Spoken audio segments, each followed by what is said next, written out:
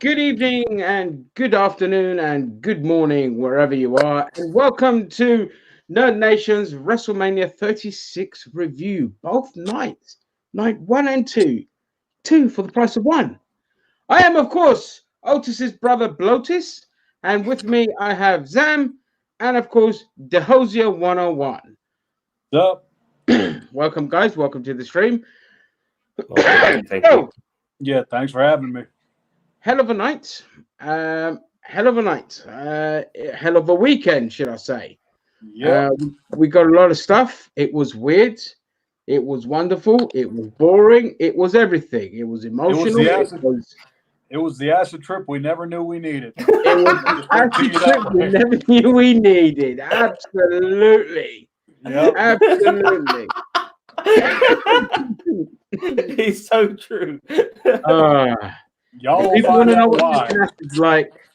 Just watch the Firefly Funhouse match. Ooh, that was all right. We're going to get into those bit by bit. We're going to review the matches as we go along. The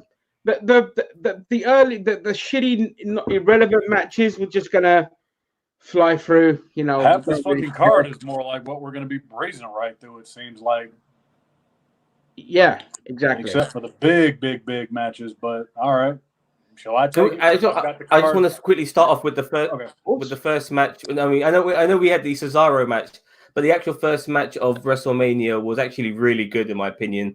The Alexa Bliss tag match against those Japanese birds. I really like that match. You've jumped a whole thing. No, Cesaro. No, that was the first match of part one. With the pre-shows. But the first match. Okay, don't worry. We're going to start with the pre-show match, and then we'll go to that one next. Oh, yep. Fair enough. Sorry, I apologize. All right, David, if you want to take it away. No worries. All right, Cesaro versus Drew Gulak. It got 4 minutes and 25 seconds. I thought for what it was for a pre-show match, it was all right. Cesaro going over was the right call. Are they going to do shit to elevate him, though? That's the question. Sam, thoughts on it? Well, I don't know this guy from Adam, and so in that case, I just don't think he's like a big enough person to say this is going to put Cesaro over even at WrestleMania, if you know what I mean. Mm-hmm. But he needs to win, that's for sure. But once again, as we said the other day, Cesaro needs to, if he really wants to start pushing this guy, he needs to win initially the Royal Rumble, and then we'll start seeing him going places. I'm with Zam. I don't think this is going to take. It's not going to take him anywhere, unfortunately. I mean, he's possibly one of the best wrestlers, in-ring wrestlers that the company has, and they're not doing anything with him. He's a fan favorite as well. And it was a shame. The match was technically sound. Absolutely nothing really wrong with it. Fantastically weird, no hands helicopter at the end. One of my weekend sex moves, in my imagination, anyway. But it was fine for what it was. Cesaro got the win. It was the right choice for sure. And now we move on to the main card. Okay, Alexa Bliss and Nikki Cross defeated the Kabuki Warriors with a time limit of 15 minutes and 5 seconds. They really went out on this one. I think it was one of the better matches on this card, honestly, because I didn't think it was going to really be that much other than your typical like Monday Night Raw match, but they really gave them time, and everybody got to get their stuff in. Yeah, it was a longer match than I anticipated. But usually, once the hot tag gets in, that's it. We're ready for a finish. But they did about 3 hot tags, I think, in this match. You know, and it was really good. I mean, I really got to see Alexa Bliss perform on the big stage, and she looked fantastic. All the girls did really well. Lots of screaming. Fucking loved it. And this really got me initially before we talk about the next match after this one. This really got me involved in WrestleMania. I thought, yeah, this is going to be a good fucking show, crowd or no crowd. But you know that never became the case. But nevertheless, this was a great start to the show. One of the best matches, in my opinion, one of the top 5 matches of WrestleMania 36, without a doubt. This felt like an NXT match. Mm-hmm. You know, apart from the screaming, that was very off-putting. I ended up muting it because it's as if like if you close your eyes and you didn't think anything of it all, you would think Vince had porn on in the background. And exactly. Minimize it. Violent lesbian porn. Yeah. So it got too much. So I muted the thing, but technically really good. Like really good. I enjoyed it. It definitely felt like an NXT match. It kind of felt like as the night kind of drags on, you see a lot of people kind of let off the leash. I think with Vince maybe not being able to be there kind of helped, and this match definitely showed it. And it was the right result, I suppose. You know, I called it. I think we all called it that Alexa Bliss and Yeah. kind of win. And now I just kind of hope that they split the Kabuki Warriors and push Asuka again, because she's a bit wasted there. But yeah, both of them are pretty fucking talented. I mean, you know, you barely have a tag team division as is, so for the women, so it's going to remain to be seen. Like, well, Asuka feud with Kairi Sane, and if they let them go out guns blazing, I think that could be a great feud. Totally agree. Yeah, if they go there. But all right, coming up next, we've got Elias defeating King Corbin with a time limit of at 9 minutes. It felt like a Raw match to me, honestly. Not much to say about it for me. One of the very low points of WrestleMania, honestly. Yeah, it was forgettable. It was boring. The only thing I will say is we got to see a lot more of Elias's wrestling in there than we usually do. You know, usually comes in, does a song and dance, match gets thrown about, loses, gets buried, whatever. Here we got to see a bit more of Elias's ability, and he's actually been improving because he was a little bit green in NXT for what we got to see. So that was nice to see, but yeah, it was a Raw match through and through. This match was the beginning of my drowsiness because I don't stay up late anymore because I have to wake up early for my job, but I couldn't, even though I was able to wake up later, but I could start whenever I want. I couldn't keep my eyes started to get heavy because of this bloody match. It was awful, man. This is not what WrestleMania is supposed to be. And there's a lot of hype for Baron Corbin, and I don't watch wrestling much, but I didn't understand the hype in this match, you know. And so, but yeah, rubbish. I don't want to see this match ever again. Awful. And knowing WWE, because you said that, they're going to do it again because goddamn, Vince is so stubborn to get shit over. 6 more weeks. Yep. All right, and then coming up next, Becky Lynch defeats Shayna Baszler, surprisingly, to retain the Raw Women's Championship at a time of 8 minutes, 30 seconds. My thoughts on this are mixed because I like Becky Lynch, but I felt that it was Shayna Baszler's time, but I think I see what they're going for. I think they're going for okay, you barely beat me, so now I'm going to come back and beat your ass. That's, I think, the angle that they're going for. Yeah, I mean, Sam, you go because I've got a lot to say about this, and I need to cough, so I've got to mute. I don't understand the politics of this match, but I thought it was just maybe below average. Unfortunately, not memorable. It was a title match. Was it a title match? Yes. Yeah. Third match on the card, title match. Fair enough. But yeah, it was forgettable. Forgettable. That's the only way I could put it.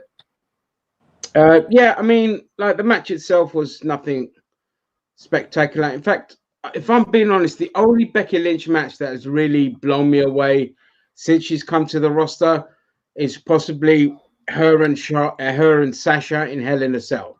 That match was one of the best matches of last year. They fucking went carte blanche there. This match was nothing special. I mean, Shayna, for me, I find her boring, if I'm being honest. But she's really good. Her stuff kind of bores me, and that. But the decision, the result was awful. The absolute worst result of the night by a country mile, because they built Shayna up so much in the run up to this match as this destructible force. She should have decimated Becky Lynch, put on a technical masterclass. Becky Lynch, before the virus kind of took over and ruined everything, her and Seth are meant to take time off, like a month off from wrestling. So they're going to be written off TV. So it's perfect that she comes, she loses, she takes it hard, and then the comeback begins. Bring yourself back, build yourself up to fight against somebody that decimated you. But now we have Becky Lynch and Shayna with kind of nowhere to go. What's next for Becky Lynch? It just really wound me up. And we've got comments here from other people. So Peanut, yeah, Shayna should have destroyed Becky. I agree. Becky's a female Cena. That's how the that's exactly. I was thinking happening. that. You want to know the right call that they should have made? I think the right call that they should have made was Becky Lynch should have tapped out in 3 minutes. Yeah, exactly. Mm-hmm. Yep. It would have actually made it more interesting on her return. Yeah. And she took it to heart. Oh, I've been bested and I'm no longer demand. And you come back, new gimmick, more focused, more determined, more kind of technical things rather than the fluffy crap that she does in the ring that I don't really rate. You know. So it's got basically after the elimination match should have squashed Becky in about 4 minutes and run the I agree. Yeah. I agree with everyone in the comments is pretty much in agreement. So yeah. Okay. Okay, and then one of the matches that I thought would have delivered but didn't really do shit was Sami Zayn defeats Daniel Bryan for the Intercontinental title at a time at 9 minutes and 20 seconds. I wanted to see them fight. Like, what the fuck was this? What was it with the chicken shit heel routine? Come on. This was Raw again. This was Raw once again. This is not WrestleMania. This was Raw, and they played it like Raw, and I didn't fucking like it. You want to see two guys who can give good performances, have a good performance in the ring, and they didn't deliver, and it's unfortunate. Bad booking. I didn't like it at all. It was awful. Very forgettable again. I agree. The heelish stuff was so cowardly. It was too much. You can understand doing the odd little maneuver here to kind of cower it out of getting pinned or a situation and all of that. But throughout the whole fucking match, it was ridiculous. And I feel bad for Sami Zayn for how they booked him in this match. I don't think it's right. I think the build-up should have been him being a coward, but Daniel Bryan like driving him so much that in the end he just like loses his shit and goes at Daniel Bryan, and we get like again another technical masterclass, which these guys are definitely able to put on, but we didn't. We got an absolute disappointment, and I feel sorry for both wrestlers, really. Yeah, because this could have easily been a match of the night, but it was typical Vince McMahon booking. It felt like it was like, okay, you're going to go out there, you're going to be the chicken shit, you're going to try to come after him, but then you're inevitably going to get fucked over. The haluva kick was kind of cool, though, with the finish, but other than that, it didn't really do anything to elevate either guy. Yeah. It just felt like it just happened. Yeah, I agree. Here on the comments, you have part-timers in. Oh, that's too far in.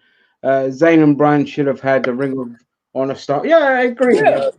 Yeah, totally. Also, I also want to quickly add, seeing Shinsuke as now a glorified bodyguard for Sami Zayn. I mean, what the fuck has happened since I saw this guy win the Royal Rumble? I mean, I just don't understand. It's just crazy. It's like Vince. If you can't speak English that well, we just can't use it at all. I mean, it's just ridiculous. It's like fucking guy, right? Yes, fucked up, but I agree. Okay, and then in one of the kind of better matches of the night, sort of, depending on how you look at it, for the tag team titles, John Morrison retains over the Usos and Kofi Kingston in a triple threat ladder match that lasted 18 minutes and 30 seconds. For what this was, for what they could do, I thought it was all right. It's not one of the best ladder matches I ever saw, but it's not one of the worst either.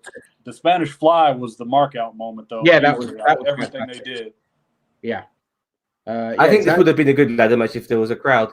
Yeah. This would have been a great ladder match if there was a crowd. The lack of crowd kind of, like, where was the holy shit moments and the oh my God and we never got any of that. We never got the emotion from the fans to really elevate this match to more than what it could have been. And it would have been like, I think if they played this match exactly the same way they did it at this Mania in front of a crowd, I think we would have loved it a lot more. Yeah. It was just a good ladder. But it was a standard ladder match to a degree. But you got three guys in that match. You can always deliver good matches like that. So I expected it to be good. And it was good, regardless of the lack of crowd. Yeah, it was fine. I mean, as ladder matches go, it's not going to be remembered, let's be honest. No. No, it'll be remembered because of the Mania. No, because of the lack of crowd. Go in terms of just ladder matches, it's going to be forgotten easily. Given the situation, and I'll get to the comments in a second, but given the situation they're in, where you can shoot from so many different angles, where you have this kind of opportunity to go a bit more epic with it. They didn't. The match felt too safe. Okay, I understand relegating it to single defending for a tag title match. I think it's been done before. Shredder says it's been done before in the comments. That's fine. Again, reduces less people given the current situation. That's for the best. But they could have gone a little more cinematic with it. But yeah, it was forgettable for sure. Yeah, it says that honor goes to Sting versus the Giant WCW. Well, WCW was always ahead of WWE in my opinion, but that's just me. Okay, Yep. moving on. All right. Kevin Owens defeats Seth Rollins kind of in a no DQ match, I guess. 17 minutes and 20 seconds. They went with the Seth nails KO with the ring bell, and then he's like, hey, motherfucker, you're not going to win this way. We're going to fight. And then Kevin did like the Macho Man elbow or whatever off the big fucking WrestleMania sign that they always have to point to every 5 fucking minutes. And I thought this was actually all right for like a street fight, no DQ match for what it was. But, you know, the lack of crowd really overall hurt the event, in my opinion. And you can tell like the wrestlers were really going through it because the crowd, whenever you hear them, it gives them adrenaline. But whenever they were taking the hard shots and the bumps, you could really feel for the wrestlers like, oh, shit, that's not going to feel good tomorrow. But KO goes over, which, you know, it's the right call. KO's been getting his ass kicked for months. So it's what you got to do. Babyface 101. Yeah, totally agree, Sam. Not much to say about this match. It was more story than match, if you know what I mean, with all the bullshit that went on with that match. But it's all right. It's all right. I enjoyed it. It was fine. I liked the spot, you know, the big spot off the onto the table and all. Actually, that was great. That was great. Fantastic. That was that was fantastic. Yeah. I was kind of a bit miffed that suddenly Kevin Owens got to choose the stipulation of the match when it ended. So no, this ain't no. It's like the booker as well that can suddenly change the rules here. What's going on, kind of thing. I kind of hate when they do that. And that I've seen it been done before, but I know what you mean. It's stupid. It's nice, but if it wasn't like in the rule book, like the everything's set beforehand, or that you can actually go with the flow how you want to, then fine. But that bit was a bit silly, but it was great. You know, it was the right result. Again, it kind of ties into like again with Rollins' with Akam and Razor one of them getting injured. And then that Buddy Murphy then as well just gone, like his team just gone. They're just written them off now. It's like, oh, well, we can't have Razor without Arkham, so they're gone. And then they're gone, Buddy Murphy's gone, so he came out on his own.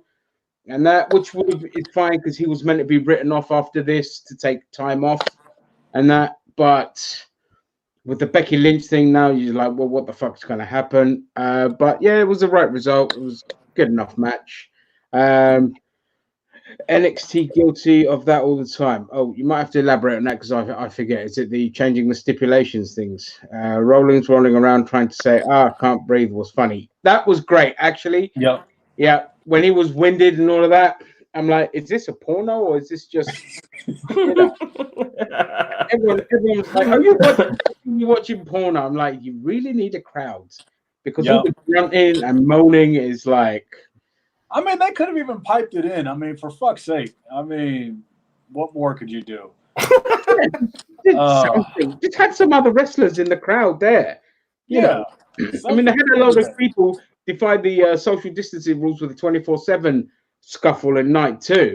So you could have had them in the crowd just cheering them on, but, whatever. Moving on. All right.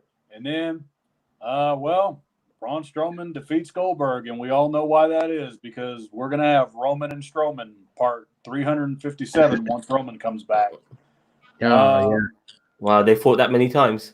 Yeah. They got to fight that many times. And did Goldberg ever attempt a jackhammer? I don't think he did. He just speared Strowman a couple times. I knew that was it. I knew he attempted anyway. That was always going to be the result of Strowman winning. Which surprised me, but was a good result because there was no way that Goldberg's going to jackhammer Strowman. So you take the dignified route. Knew that. Lose you know, because you failed last time to get Bray Wyatt up. So if you're going to try getting this guy up, you're going to look like a tit. So it's better to actually lose. Yeah. Zan? Yeah, exactly the same thing. I knew prior to the match that he was never going to even attempt it, or maybe pretend that he's going to do it and it was going to get counted. There was no chance. We've seen him fail. Remember the Undertaker at Saudi Arabia? He flopped on that one, almost killed the guy.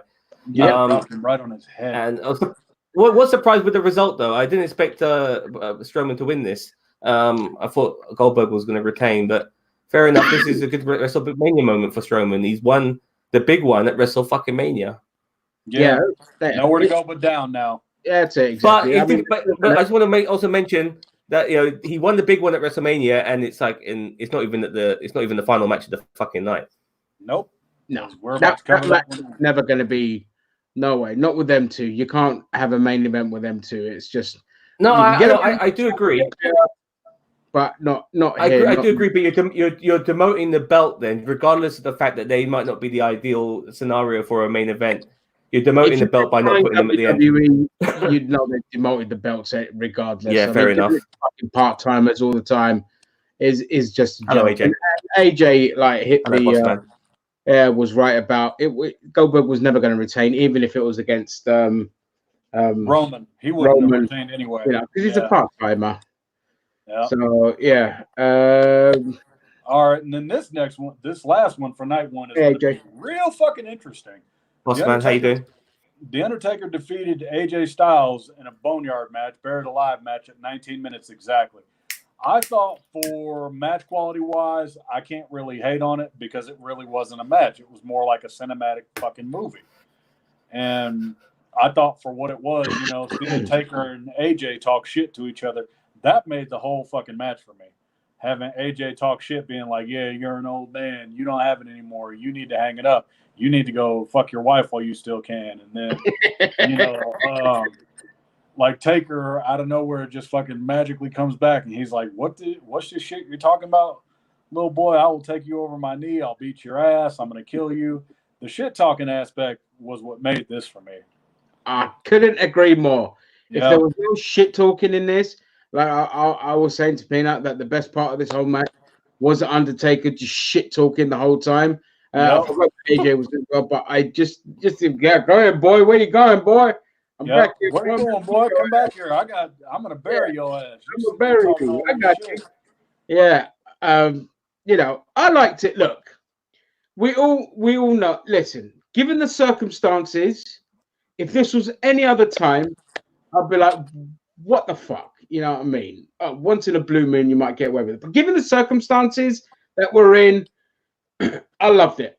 I can't hate. I can't hate on it. I have to give it its props. My only gripe, my two biggest gripes, was the disappearing druids after Undertaker punched them all out. You never saw them again. They just completely disappeared. And the obviously fake hand that was sticking out at the end, which is now the banner of the Fanboy Rage page thing, because it was so ridiculous that it had to be utilized in some way in memoriam of AJ Styles. And to cap on that, his Wikipedia was updated immediately after the match. Said that he died. Yeah, that was some funny shit. Said that he died. It was the greatest thing ever. That was great. And again, before I pass it to Sam, just say, if we get this kind of Undertaker, the one that just walks around, just shit talks his opponent, give it to me. If he's going to be hybrid Undertaker until he retires, I'm all for it. Keep his ass out of the ring. Let him just be the dude that just shit talks and has these kind of matches because he's great at that. Yeah, 100%. Zam? First of all, Jose, I'm not sure if you noticed in the comments, Jericho Holic was in the comments. We just said hello. I haven't seen you in a while. I'm with Shredder on this one. Thank God there's somebody who fucking agrees with me who's part of Fanboy Rage, because I'm in the I feel like I'm in the minority. There are a few people I came across on other social media who did not like the fucking Boneyard match. I fucking hated every bit of this. It was funny though, don't get me wrong. I laughed at it so much. I couldn't stop laughing, but I was laughing because I fucking thought it was awful. You can laugh and like it, or you can laugh and hate it. Yeah. I laughed and hated it. You know what I mean?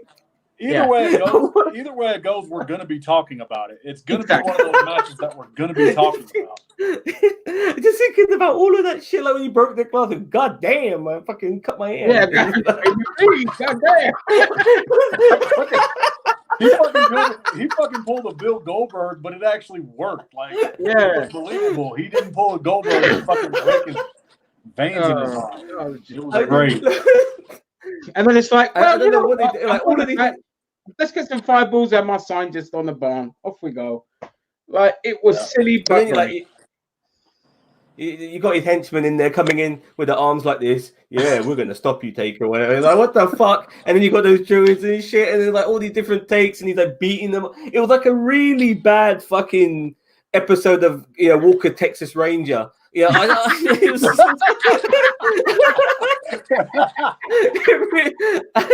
All right, boys, come on. I don't know what else to make. It was so. Look, I personally don't. Look, if this is when I say blue moon, I mean we're talking maybe once every 5 years. I'm cool with something like this. I really don't want this to buy into it. I just can't. I'm just laughing at it initially, but if it becomes more of the norm, I'm going to start hating it. And I don't want to. This is once in the blue moon time, but every day, no fucking way. Yeah, no. Then you might as well just say, "What? This isn't wrestling. This is just whatever the fuck this is." Making films now, yeah, television shows. Yeah, but it was, given the situation, it was fantastic. It was a laugh. I pissed myself laughing. It's gonna go down in memory for simply what the fuck, not It was a great time. It's just like Matt Hardy versus Hardy. If there's like nothing you'll remember from WrestleMania other than the Boneyard match and the acid trip that we're going to get into, yep, that's good enough for me. Yep. Yeah. All right, so we got to move on because we're just going to be fucking just roasting the shit out of this. Yeah, we are now on to night 2 of WrestleMania. All right, Liv Morgan defeated Natalya. I didn't see this shit, so y'all can take it because I missed the fucking pre-show. I was like, it's the pre-show. Doesn't really mean. I was surprisingly sound. It was like usually with Natalya, like who's the seasoned veteran, sucks, and you don't really get to see much of Liv Morgan. But this one, for what it was, it was technically it was fine. It was a good match, the right result for sure. Liv Morgan winning. Zam. I was drifting in and out of this match. Not the best way to start part 2 when after the women's tag match was a great opener. This for me wasn't. It's forgettable. I know Natalya lost, but totally forgettable. Bullshit. All right, no worries. All right, and then Charlotte Flair defeats Rhea Ripley by submission at 20 minutes and 30 seconds. One of the better matches I've seen from both of them, honestly, for what it was. I think both of them, they got to get their shit in, and once again, it was like porn was on in the background because of the constant fucking screaming. Mm-hmm. Well, at least it was coming from the right people this time. You know what I mean? Yeah. But Charlotte Flair, she went old school in this. She worked on the knees. She did something that a lot of wrestlers today don't do. She picked a body part and she worked on it. And I got to commend Charlotte for that. She really knows what the fuck she's doing. And her winning the NXT title was the right call because now she can go down to NXT and elevate all the women on that brand before they get up to the main roster. Because if they can make it past Charlotte, they might have a chance on the main roster. But that's at least the story I'm going with anyway. All right. Yeah, that's fair, Dan. I just want to say that first of all, I've got the absolute fucking hots for Charlotte Flair. I just love her to bits. I just love looking at her. I just everything about her. She's absolutely beautiful. She's got a fantastic body, and she's fucking amazing at fucking wrestling. I mean, she's like the perfect fucking woman, as far as I'm concerned. I just fucking love her. She's just great. Just like amazing. I'm infatuated by this woman. I can't stop thinking about her. Okay, let's move on. All right. For me, Ripley losing was not the right result. I think Shredder's in on that one as well. It didn't make sense in the sense that the rookie should have beat the veteran. The veterans' tactics through the match were fantastic. Charlotte working the leg, I thought was excellent. But the minute that happened, it kind of gave way that, okay, I knew Charlotte was going to win anyway. She was my pick to win. But I think Ripley should have won. just more to say, you know, move over, grandma. This is the new age kind of thing. But then Charlotte kind of does come back and gets a win at, say, like the next takeover that they do from a story perspective. But on the flip side, Ripley can work that way now. Or what's her name? If she's not moved up to the main roster now, Bianca Belair can now step in. And all of that. I will say I don't really think the women's division needs much elevating in NXT. I think it's got quite a solid roster. Charlotte's kind of moved over there because the rumors are like she was kicking up a stink that she was relegated to a tag team, and so they're like, all right, well, the women's division on the two rosters is full, so go over here, kind of thing. That's the rumors. How true it is, I don't know. But it's Charlotte. No matter where you put her, she's amazing. Is the for me, she's the best they have. Yeah. So regardless, even if she wins and I don't agree with it, it's Charlotte. You're gonna fucking watch her. I'll watch her no matter what. Yeah, she's great at what she does. No one can deny that. Yeah. Also, but by the way, I was going on a bit of a love trip earlier. I just want to say that I love her obviously applying the figure 4 leg lock, and I love the way she elevated the body to give it some more strain on it. All of that, brilliant. She's just so good, man. She can tell a story and she can wrestle. Just grade A. Grade A. One of the best female wrestlers. Arguably, go ahead. Arguably, WWE's great ever. Arguably. Yeah. All right. Yeah. On to the next one. Aleister Black defeats Bobby Lashley at 7 minutes 20 seconds with Lana constantly fucking screaming. Oh Lord, I can't wait for this angle to be over. I ain't even gonna lie. I'm like, man, you think of fucking Rusev, Bobby Lashley, and Lana. You think of WWE's version of the movie The Room.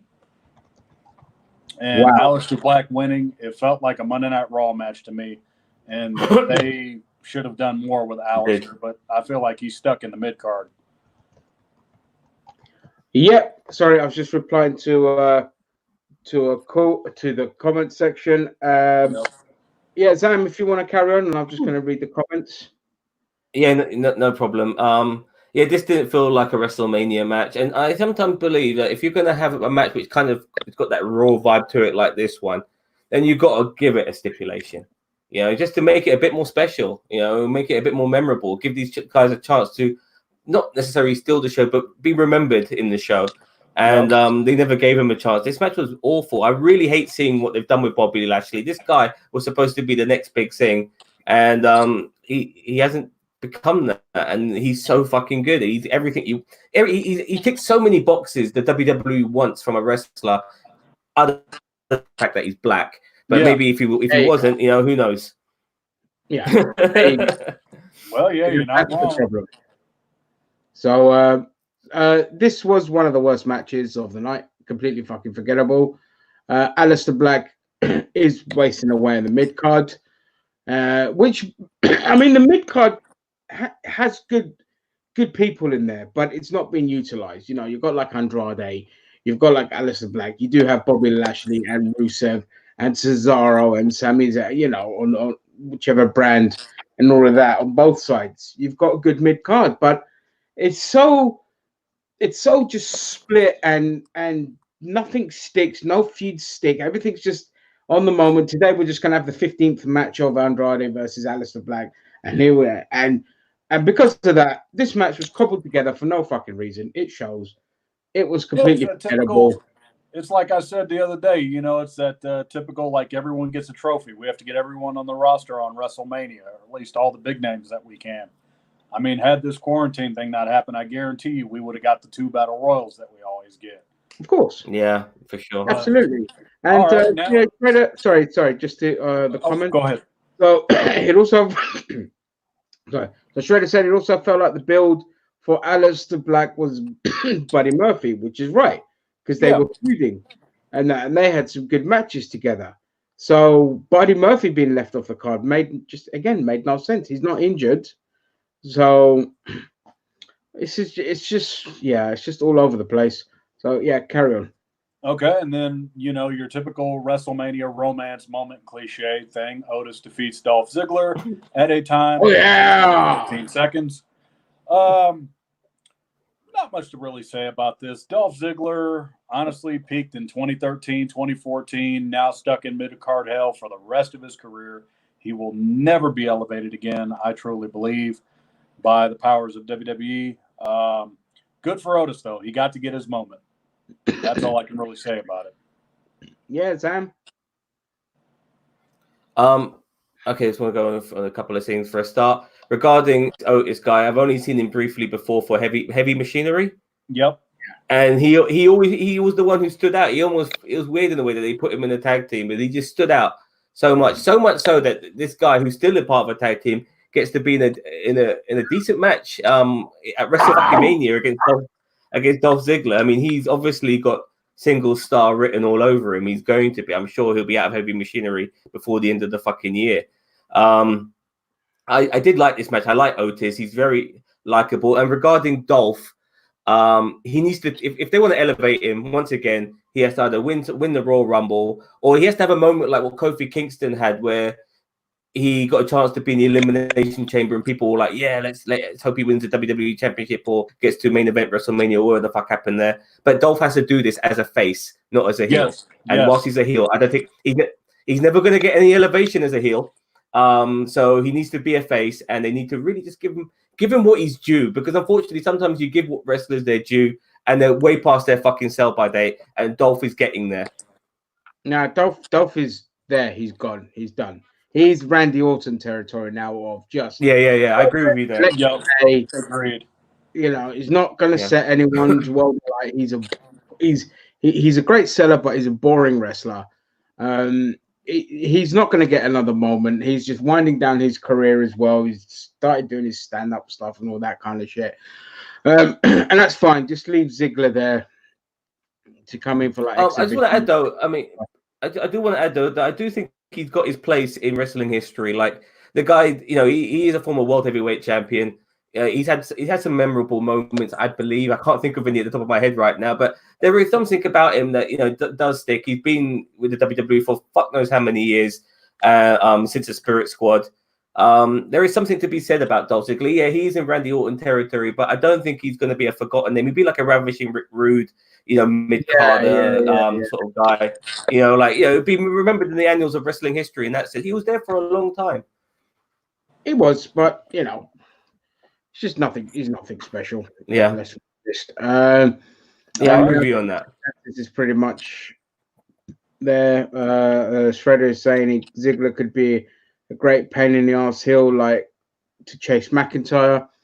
Yeah, but the match is he's been that. He's done that. He's been there, done that. He's been there. He's been that his entire fucking career, Shred. Yep. Yeah. He's done the match. Sorry.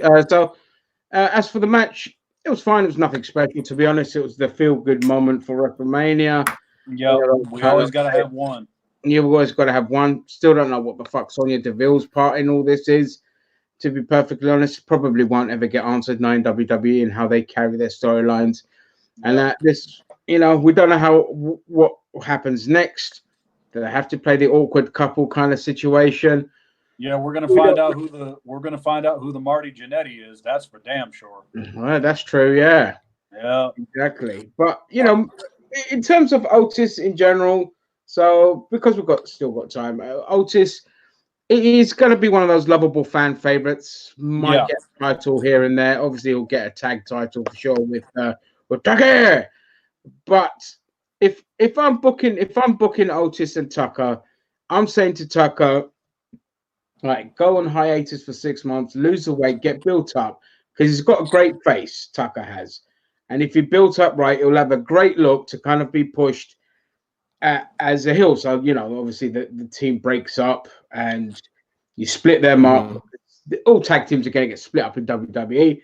So, you do all that. Tucker kind of sees Otis as a nothing kind of thing. Goes on, wins a title, then Otis wins it off him kind of thing. They can do that. And that would be a great moment for wrestling, but it's not going to happen. It's too obvious a route to take. Actually, James, you got something there. If this Tucker guy gets into shape and comes back and he heals up and goes, look at me, look what I've done. He's still a fat cunt. Look at me, I'm fucking slim down. I've got to make myself better. Yeah, that would be great, man. That would be, and it will elevate Tucker as well. Yeah, Yep. Exactly. But they're not going to do that. They're just going to have them as too cool, bunch of exhibitionists doing jack shit, and that's going to be it. Before we move on, just read the comments. Yep. Well, DeVille is openly gay. Yep, we know that. They cancelled the Lana Morgan lesbian angle, but it was openly offensive towards her and other gay people. It was. They could have done it with Sonya Deville instead. I don't know what kind of weird shit. Paul Heyman, mate. Paul Heyman. Surprise Shinsuke Nakamura. Oh God, are we talking about? We're not doing Shinsuke Nakamura. We've gone beyond that now. I doubt. So there regarding Rose. No, okay, let's roll. All right, the longest goddamn match of the night: Edge versus Randy Orton. Edge gets his comeback at 36 minutes 35 seconds. Jesus Christ! That was a fight. The only thing I would take away, commentators, amp the fuck up. Get excited. You guys sound way too fucking generic. These guys were beating the shit out of each other, and they were going ham. And the commentator's like, oh, Randy Orton with, this weapon. He just hit Edge. Oh, Edge with the spear. Come on, guys. Amp it the fuck up. It was a great fight for what it was. Yeah. So for me, this was... while Zam's away. For me, this was the... Sorry, no, I'm here. My thing almost fell down. Sorry. I hated this match. It was fucking boring from start to finish. It should have been more high intensity than what it was. A lot more fury, not this kind of staggering around fucking heavy. Yeah, they were kind of on the floor for like a lot of the match, like 15 minutes of the match, it seemed like. Exactly. It was just... it should have been better than what it was, but given it's Randy Orton, it just never is with him. He's the fucking king of the dullest wrestlers. He's just so complacent. The only thing that ever excites me with him is that he'll pull off an amazing RKO every now and again, and that's all he's got going for him. I hated watching this match, and to cap it off, the commentary. Yeah, Jesus Christ. Was the worst ever. No hype. You could barely hear them. They sold nothing. It was just like they were jerking each other off and then trying to halfway commentate on the match as well. Everything about this just was disrespectful to everyone that wanted to watch this match for the build-up, which was really good. Pish, absolute pish. And personally, if I'm Vince, I'm fucking sacking Randy Orton tomorrow for that shit, because that was diabolical. Zam, this is your favorite, wasn't it? You loved this. Look, okay, I did like this match. When I said excellent and stuff like that, I was just going a bit over the top because initially I just found it out of the big matches on the card, this was my favorite one. That's not saying much, though. Don't get me wrong. I just found it a bit more interesting. I didn't watch the build up and all of that, but I did know that there was heat between the wrestlers regarding and beating the fuck out of his family and stuff, which he's done before. But I like the fact that they didn't have to do it in the room. They went backstage. They were doing certain things. Like Edge was like he climbed the ceiling, these meshes in the ceiling to drop an elbow drop, which was kind of unique. And they went on top of that, on top of the container where they had a little fight there, which was pretty cool. I actually thought one of them was going to get kicked off. I didn't think it was going to finish there. It was different. It was interesting. And what I liked about this compared to the cinematic matches is that it wasn't cinematic. It felt like wrestling. And it could have gone cinematic the way they went with it, and it didn't. And this was much more palatable. I didn't mind it. It was okay. It was all right. I mean, they said it did its job. I didn't think Randy Orton was as bad as you mentioned him. I thought him and Edge worked well with their chemistry, but I guess we see different things. Yeah, that's fine. That's absolutely fine. Yeah, you're gonna have mixed views on it. I thought it was all right for what it was. I mean, basically, it was Edge's comeback, and they got what they wanted out of it. So, mission accomplished, I guess. Yeah. All right. Any comments regarding that match, chat? Yeah, I was Shredder said. Yeah, the backstage fights almost look like the old SmackDown games, which, FYI, bring back the old SmackDown games. They were fantastic. Yeah, for real.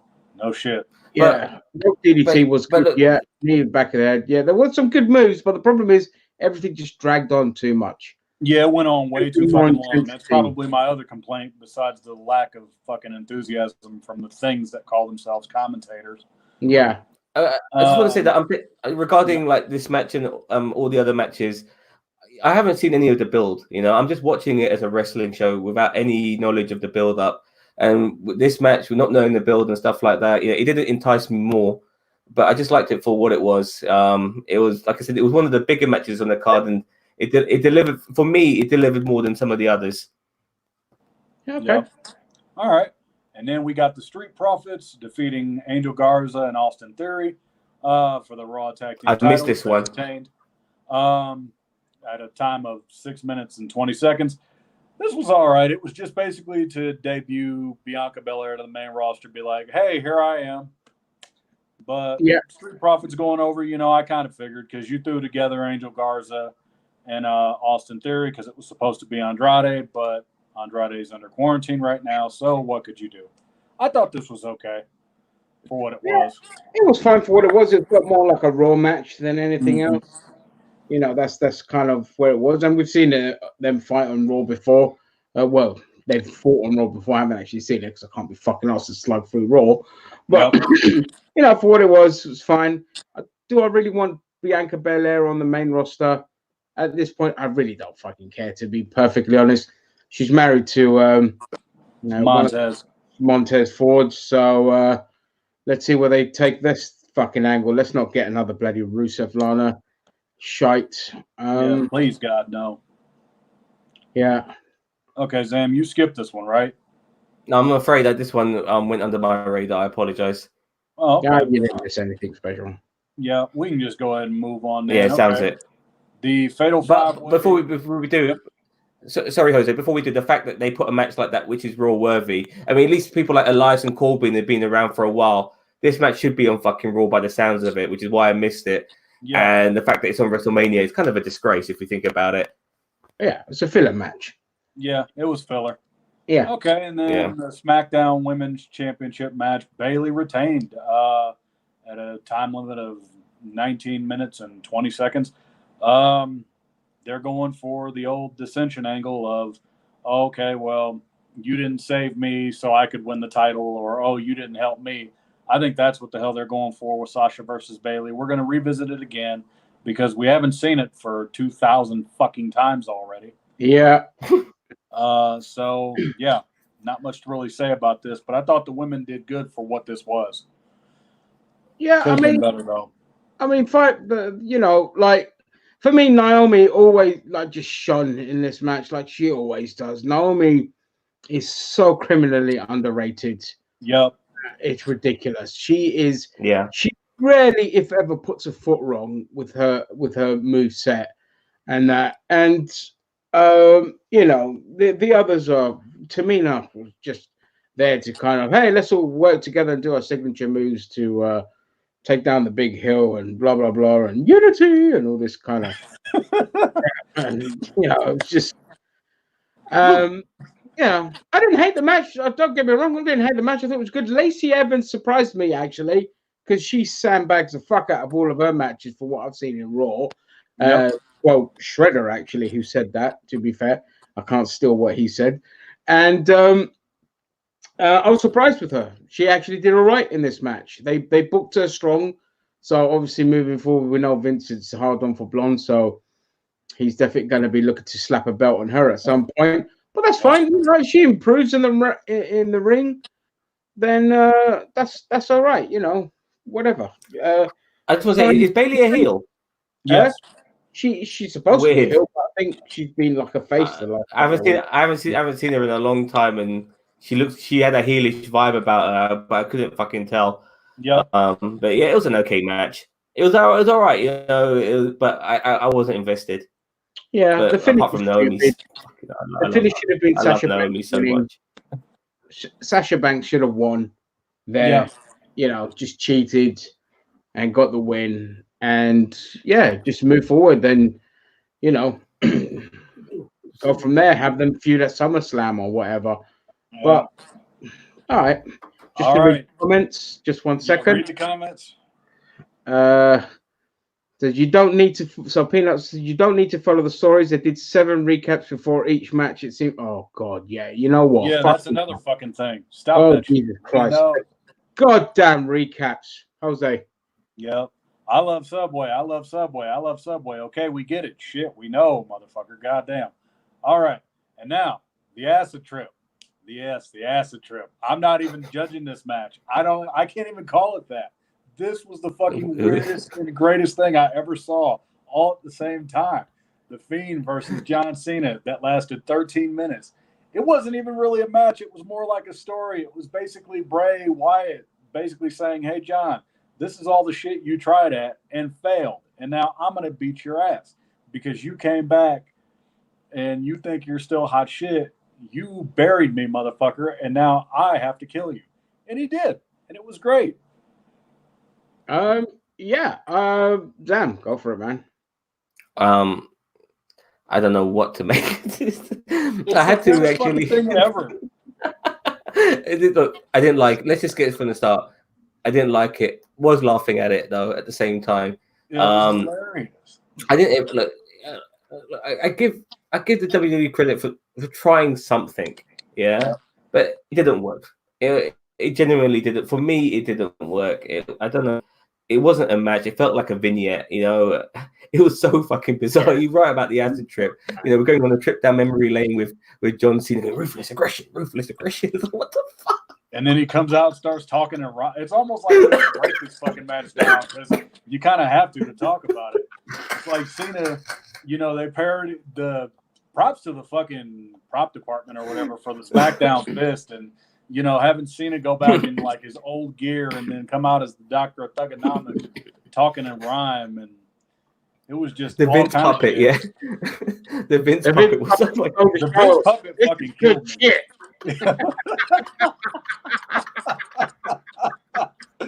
Oh shit! Peanut says you should replace regular old racist Vince, and I fucking agree. Yeah, just have him as just have him in the corner there. Piece of shit. Just popped up every Raw. I just thought that this was like the weirdest yet greatest thing of all time. And then Eric Bischoff's reaction on Twitter after it was over, he was like, okay, so they fire me in October, yet I'm in one of the main events of WrestleMania. Seeing Cena as a heel, though, wearing NWO gear was actually a mark-out moment. Like, I'm like, oh, shit, to think if they actually did that with Cena, if they turned him heel, what could have been? Man, it was great. Yeah, I mean, the match for me... Sorry, go on, Sam. Sorry. Well, the WWE never had the balls to turn Hulk Hogan heel. I mean, the moment he came back, as you know, to the WWE, they couldn't wait to turn him face again. Yeah, they don't have the balls to do with certain people who are money makers for the merch. I mean, because they're one dimensional, as far as I mean. But they just, I mean, they believe that people won't buy the merch because they're heels, but because they market their shit to kids, it's ridiculous. Exactly. And that's one of the problems, though. When NWO became a thing, you couldn't fucking move for all the NWO t-shirts. I had an NWO t-shirt as well. They shifted merch like nothing. If you book your heel right, they'll shift merch. But you're right. The WWE to do it. Cena heel turn should have been like years ago, 8 years ago, 9 years ago with CM Punk and all of that, and they never did it. But anyway, on with this. Is it a match? Let's just call it an adventure of a lifetime. Because that's what it was. Memory lane, because that's what it was. It was fantastic. It was it was the weirdest acid trip I've ever taken, and I've never done drugs in my life. I've done acid before, and this was right near there. Acid is just weird colors and distortions, so this was right up that alley. I really enjoyed it. I thought again, you work with what you got, and it's a once in a lifetime thing. Let's not make the Firefly Funhouse this kind of thing all the time, because once in a lifetime it's good. But the trip down memory lane, Cena coming out in his old gear, and then his Doctor of Thugonomics, and then getting clapped in the face by his own Doctor of Thugonomics finish, and then coming out in his neon jorts at fucking 43 years old. Jesus Christ. And then the NWO thing was fantastic, like out of nowhere. And then that made me pop. I was like, holy shit, they went there. Brilliant. And then Bray with the chair to say, you had the chance 6 years ago to finish, to take that leap and chair him, and you didn't. But then he goes to do it here and he disappears, and you get like old Bray Wyatt segments as well, and all that. It was just a great trip. It was just a fun ride, a kind of one-off thing, hopefully. And hopefully we kind of get a more sinister Cena come back. Yeah, let's hope, because the thing with the Fiend is fucked with everyone that the Fiend is feuded with. He's always changed them somehow. Like, I've noticed that routine with him. Like, he always changes everyone he fights, and that's probably the most amazing thing about that character. Yeah, I totally agree. I'm just going to go to the comments. Sorry, 1 second, Zam. No problems. So, as it see here, John Cena at some point was channeling Kevin and Perry. Is it Mills? John Cena look like either Action Man or a Kendo? Well, he's cockless, so it could be either one. Yeah. But maybe Mercy the Buzzard could have done a better job on the Orton versus Edge commentary. Oh, yeah. Mercy the Buzzard and Vince on the commentary would have been better for that. I'll take that from now on. I don't give a shit what they do going forward. Like, just have them be an integral part of the show. I totally agree. Closest Cena got when he was forced into Nexus. Yeah, that was about as close as it got. Nothing really happened. Lost their nerve. Yeah. Again, I hated this. It was like Impact's realm of death shite. Well, Shredder, you're just uncouth. You have no culture. What can I say? You're Scottish. You're either gonna. I'm with you, Shredder. I didn't like it either. Yeah, you're either gonna hate it or you're gonna like it. I laughed at it. Absolutely. I did laugh at it. I didn't like it. Yeah, slut for opportunity, blowing every chance. Yep, pretty much. The fact that he fucking made fun of his and Nikki Bella's relationship by being like, "You can look, but you can't touch." That was great. I was like, that was great. And he did the little dance as well. It's like, yeah, that was so good. Yeah, Bray won the match. He choked him out. Well, the Fiend won. Bray counted the pin because we're just making up rules as we go along. Should have been one of the puppets to do the pin, but the count. But okay, that was a great trip. Regarding Cena, anything else? I think Cena can come back as a heel. Now he's like doing Hollywood. He can come back as like a Hollywood Cena. He's wearing shades. He's wearing suits. He's quite arrogant. He's been in LA and whatever and mingling with the fucking elites and stuff. He's no longer the everyman who loves being around with the kids and stuff. He's kind of changed, and then that's how they could bring him back, because really they don't need to cash in on Cena anymore. He's done enough. He's done enough, man. Give him the change, but it's got to be WWE who does it. I mean, they've really got to change him, not half change him, not fucking tweener him. Make him a proper fucking heel. Yeah. If you're gonna do it right. And it has to be now. It can't be like, oh, we're gonna let this go and act as if like shit, never happened. I mean, they probably will. I fear that they're gonna do anyway. Yeah. That's what they're gonna do. He'll come back with his neon shit and his jorts next. You can't see me. I can't fucking see you, mate. So yeah. All right, now we are on to the moment that we all knew was going to happen, but it's unfortunate the way it did. Drew McIntyre finally gets his due, defeating Brock Lesnar for the WWE Championship at 4 minutes 35 seconds. Both guys got to get their shit in. It's a typical Brock Lesnar match. Brock Lesnar comes in, big, bad, imposing, beats the fuck out of Drew McIntyre. Almost makes you think that Drew has no chance. But then Drew kicks out at 1 of the F5. He kicked out at 1. I thought that was great. Mm-hmm. And I thought that Drew McIntyre, he got his 4 Claymores in and he got his moment. It's just bitter fucking sweet.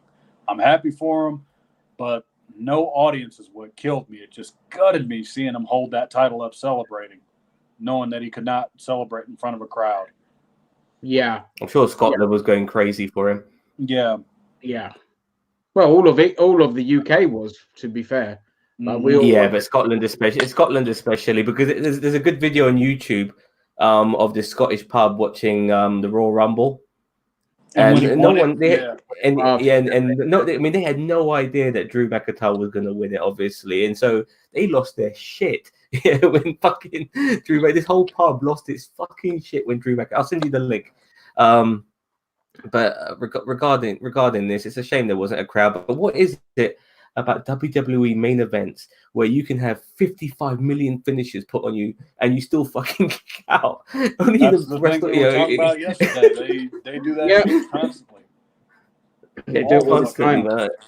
Yeah, it's unreal, man. I mean, like they really. Oh, he said, I can't take this F-side seriously until he's done it at least 7 times, and then maybe, just maybe, he might get the pin. I mean, how many F-sides did he do on Taker before you pinned him? 3. On Three. Taker, 3. On Undertaker, he did 5. Oh, okay, he did 5. All right. On Undertaker, Drew, he did 3. Yeah. I think sometimes people give a Lesnar a bad do him an injustice sometimes when it comes to selling, because I thought the times when he fought Goldberg, he sold beautifully. Yeah, you know, he made himself look like a bitch. I didn't think he was that bad, but I think it was very hard for Brock Lesnar to get into this match. I really do. Given the circumstances, though, I can't blame him. Yeah, I agree. I think I can't blame him either. Exactly. It was high impact. With 2 big guys, it had to be high impact and short, not drag on, not make the kind of mistake that they used to make with big guys in wrestling, especially 2 guys like them who have really good high impact moves. It's got to be a short match, high intensity. Obviously, everyone loves the result. I do too. But on your point, Zam, I like Brock Lesnar. When he first came, I didn't. You know, up until maybe a year ago, I was just like, oh, fuck this part-timer kind of thing. But what's been happening lately is his demeanor in the ring is more like, I've got fuck you money and a fuck you attitude. Like in the Royal Rumble kind of cemented my love for Brock Lesnar, because the way he was not just dispersing people, but his reaction. And when like Lashley came out, no, was it Lashley or Keith Lee? When Keith Lee came out and Brock's like, who the fuck is this guy? Yeah, you got to see more personality out of Lesnar, which is what I like to see. Exactly. And when what's the other guy's name? Black guy, not Keith Lee, but the other. Not Keith Lee, not Shelton Benjamin. Shelton Benjamin. They're friends. Yeah. You know, they're friends. They went to the same school together. And when he saw him and all this kind of shit, and you know, it was just so great to see somebody just animated rather than just all this kind of shit. Yeah. You know, when you're someone like Brock Lesnar, when you're built like Brock Lesnar, that's the kind of attitude you have, which is why I enjoyed like Undertaker's attitude of like, come here, boy, I'm gonna fuck you up, boy, shit talk. The shit talking. It just needs to be, you know. So that I've kind of enjoyed Brock Lesnar like in the last kind of year and a half. Me too. But you know what? You know, Brock Lesnar is not the best on the look. Brock Lesnar, when he first came in the early 2000s, he did a lot of mic work. He didn't have Paul Heyman behind him. I would like to hear Brock Lesnar talk more instead of having Paul Heyman always talk for him. It would be nice. You know, Brock Lesnar can use the mic. He can use the mic. Just call him a little bitch, and I'm going to crush you. And, you know, I've got fuck you money, so whatever, let's do this kind of thing. Yeah, simple. Shitty attitude. Yeah. That's all you need. Yeah. You know. He's a lot better on the mic than people give him credit for, man. It's unfortunate we don't hear him enough. It's good that he's got Paul Heyman as his mouthpiece, but for fuck's sake, let him talk a bit, man. It's ridiculous. Yeah. I don't know about y'all, but I'm kind of done with Paul Heyman. Just as far as like on the mic, I'm like, dude, you say the same shit. Okay, we get it. We know. And he's got fucking phlegm all over the place, and his lips are flapping like fuck knows. By the way, now that Drew McIntyre is champion, he's British. If he'd have lost, he'd be back to being Scottish. I know a few people exactly as well. Totally agree. Jose, that's just a UK thing. Don't worry about it. Yeah. But you know, I'm done with Heyman. You know, just go backstage and do your stupid little Bobby Lashley Lana storylines that you fucking like, and that. But he doesn't need to like Lesnar doesn't need to cut much of a promo. Just come out and just say, "You, me, want to go, pal? Let's fucking." I'm gonna beat your ass. I'm not asking him to monologue. I'm not asking him to be like Triple H and monologue for 15 minutes, but just talk a bit. Just talk a bit, man. You know, he can do it. Yeah, short. Keep it Okay, short. but It would be great. But overall, how are we feeling on this? I thought WrestleMania as a whole, for what it was, felt like a Raw fucking Super Show to me. Honestly, Yeah, yeah. A glorified house show. Yep. yeah. I'd give it like probably a 6 out of 10 if I had to give it anything. It was fine, even if the crowd wasn't there. When you look at the matches compared to last year was one of the best Manias in a very fucking long time. I had a lot of really good matches, a lot of good feel good moments, and all of that. Obviously, Kofi winning for me, but I fucking adore Kofi Kingston as a wrestler. So that he deserved it. And his moment. But it was a great match, told a good story, and you genuinely thought, "Oh shit, he's gonna lose," but it comes out of nowhere, that kind of thing. But you know what? You work with the cards you dealt with. They did what they did. Fair play to them. They needed. I know, obviously, Zam and Shreddy didn't like him, but they did need that break of the eccentric to kind of take away from the lack of crowd with those two cinematic matches. I agree. Yeah. I agree with that. I agree with that. It just didn't work for me. But yeah, you needed that kind of break. They could have gone a bit more Hollywood with it and just thought, let's just have some fun. Let's have the fact that they're saving it Hollywood for next year, though, that kind of explains why. But for what this was, I thought it was all right. I mean, are we really going to be talking about this WrestleMania in 6 months? No, not at all. This Mania will be remembered because of the circumstances. I personally think this Mania was fucking awful. I mean, to give it 6 out of 10, I agree with you, Shredder. Very generous. I'm close to 3, maybe a generous 4 out of 10. It was fucking awful. I mean, most of the matches I forget. Look, I understand the circumstances, but it doesn't take away from the fact that the product was still shit because of those circumstances. It just added to it, and that can't be. Yeah, it did. The circumstances made the product shitter. That ladder match, we would probably be loving it if it wasn't for a lack of crowd. So many for a lack of crowd, we would probably be liking it a lot more. It would have probably played that a lot more differently. There'd probably be fan interactions at some particular point with the wrestlers. None of that was able to happen because there was no fans. Nevertheless, it will be remembered because there was no fucking fans. That's why it will be remembered. That's going to be the one thing it gets remembered for is just that, really. But my view, I think I'd have to give it honestly like a 4. I mean, like it really wasn't. Nothing really stuck out to me other than the cinematic shit and Drew and Braun getting their moments. That's where the 6s come. You get 3 for one and 3 for the other. It's just one of these.